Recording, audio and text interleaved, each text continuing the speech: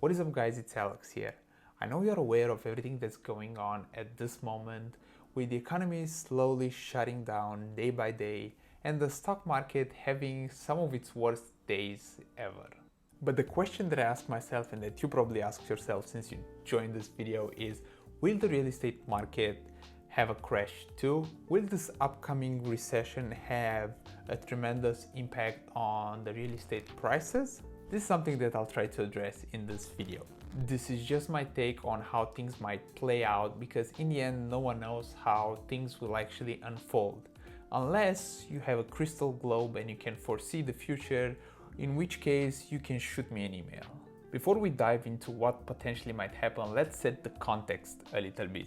Alright, so the officials estimate that starting April and until Easter is going to be the worst part of this outbreak. But I'd argue that they forecast this short time period and the fact that things might get better after Easter only to keep people calm or to keep the global perspective of this outbreak calmer and not have a general panic sense in the entire world, because most probably things will not get better by the end of Easter but will continue to grow until mid-June or until the end of June, where we'll probably see a tapering in the cases and the deaths due to this bug. Besides these conservative estimates of the officials, the news and the traditional media sources are bombarding us with doomsday news. The world will end. Don't go out. Close the windows. It can time travel and it can bite you in the ass. What this is meant to do is to create panic and fear, because panic and fear drives human behavior, which drives the market behavior. But you might be wondering, what the hell does this have to do with the real estate prices, with the stock market prices, or with the economy in general? You see, during the past couple of months, we've seen a very dramatic decline of the stock market of about 33%. A very important factor that played into this downturn and this crash was the flooding with the doomsday news by the traditional media outlets. You see, when you flood people with so much information about the next apocalypse coming, most of them are going to get out of the stock market, get out of their investments and stay in cash in order to be prepared for whatever is going to come. When you switch people into survival mode, they're not gonna care about the long-term investments, the long-term play of the stock market, or the fact that this is going to be a very modest decline followed by a V-shaped recovery. No, they're going to be put in survival mode and they're going to do whatever it takes in order to preserve their integrity, in order to preserve their life. So as a consequence, many people got out of the market, which made the market plunge like hell in about a month. You see, the stock market has one advantage compared to the real estate market. It's very liquid. People get in and out very fast, and nowadays at the press of a button. You don't even have to call your broker anymore to sell your positions.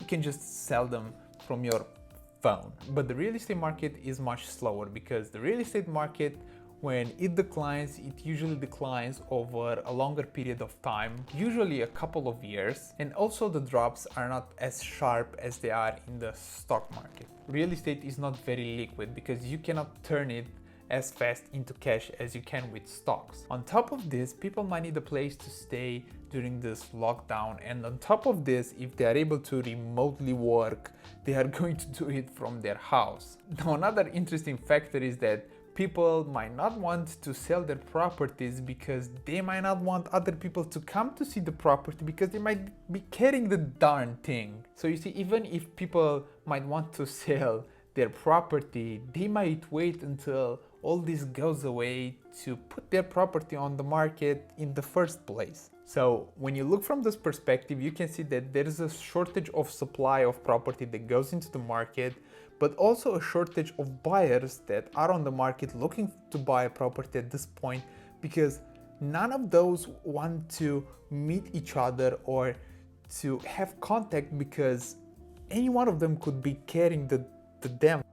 So there's a shortage of supply and a shortage of demand on the market at the same time, which keeps the prices pretty steady at this point. Another very important information that needs to be factored into the analysis is the ability of the people to pay either their mortgage or their rent. I'm including rent in the analysis because some people depend on that rent to pay their debt on the property.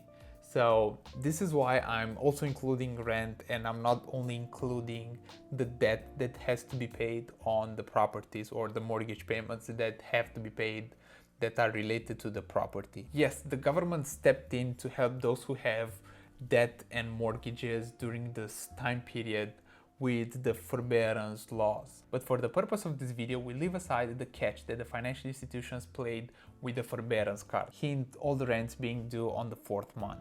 But this is a situation that's especially applicable in the United States and not on the rest of the world. So whatever. If things are played right and the government steps in correctly in order to actually try to help the people that are in need at this point, either with the forbearance, with the cancellation of the rents and mortgages, which is the case of the proposed law in New York, or with some kind of subsidize during this entire period where people are in difficulty to pay their rents and to pay their mortgages, or if this thing does not last for long, then the real estate market might not have any problem at all and we might not see any sharp declines in the prices. But what if things don't go really well? Then there's a few things that we need to also plug into the equation in order to see what might happen. The first thing that we need to consider is the fact that the real estate prices and the real estate declines are much slower and take a longer period of time for them to happen. So for example, the 2008 situation, the real estate market continued to decline until 2011-ish in the United States or 2013 in my country. So you see that it took a really good couple of years for the real estate prices to hit rock bottom and then recover from there. So from all this, you can see that real estate is slower and steadier as opposed to stocks. And liquidity played a really big part into this scenario, because if people could become liquid very fast from real estate, they would have done it. Another thing that we need to look for is how many people are going to continue to lose their jobs. I know we're at an historical high of 6.6 million people filing for unemployment, but if the majority of those people are not able to pay their obligations towards the financial institutions or towards the landlords, that those in turn have obligations towards the financial institutions and are dependent on that income, then things might snowball into a crushing market. It is important to factor in that probably many of those people that filed for unemployment also don't have a significant emergency fund that is going to help them navigate this time. If those people don't have a 6-month to 12-month emergency fund until they get the new income stream going, and things might not be as nice as they were so far. Okay, so let's finish with those two things. There are two possibilities. Either the real estate market is not going to see any sharp declines or any significant downturn because either this thing is not going to last long, or the government steps in and basically helps everyone that's in a bad financial situation at this point, caused by everything that's going on in the economy right now. Or the other scenario is that we're going to see a real estate market crash too, alongside the stock market crash that we've just seen so far.